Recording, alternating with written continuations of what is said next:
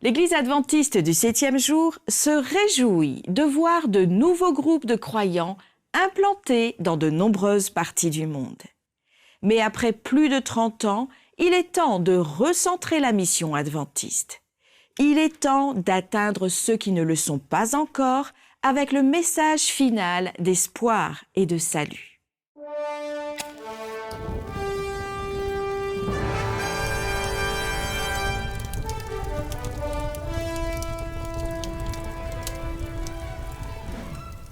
La flamme de la mission adventiste du 7e jour a été allumée il y a plus de 150 ans, dans une poignée de villes et de villages ruraux du nord-est de l'Amérique. Très vite, cette flamme s'est répandue dans le monde entier.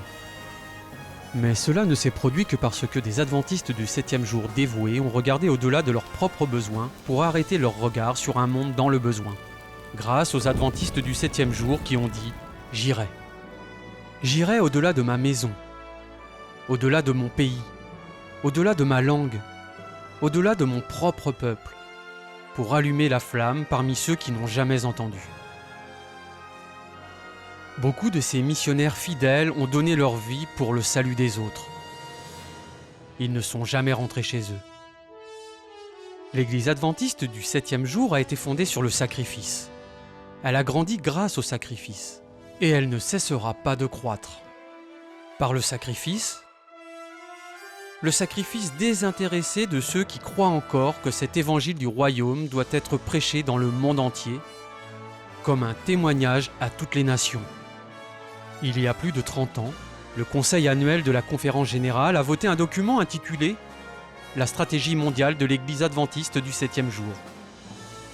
Ce document explorait le défi de la mission auquel l'Église est toujours confrontée. Il s'ouvrait sur ces mots. Les chiffres sont durs, implacables. Dépeuplement du monde, 5,3 milliards. Adventistes du 7e jour, plus de 6 millions. Le document décrit une stratégie visant à recentrer la mission de l'Église. Se recentrer sur les territoires non atteints et les groupes de population non atteints. Recentrer les personnes et les fonds. Atteindre les non atteints avec espoir et implanter de nouveaux groupes de croyants sur les nouvelles frontières de la mission.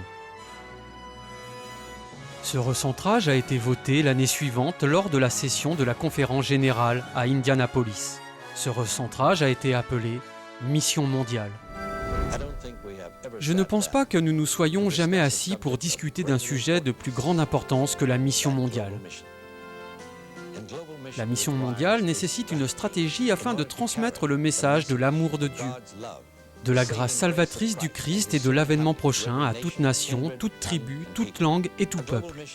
Une mission mondiale et une stratégie mondiale qui s'étend de continent à continent, de pays à pays, de ville à ville, de groupe à groupe et finalement de personne à personne.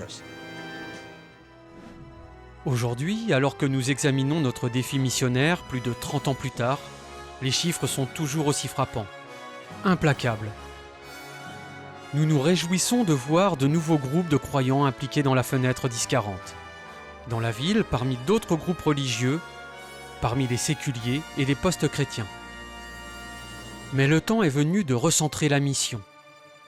Un temps pour aligner nos cœurs et nos esprits, nos personnes, nos ressources, nos budgets, pour atteindre les non atteints avec espoir.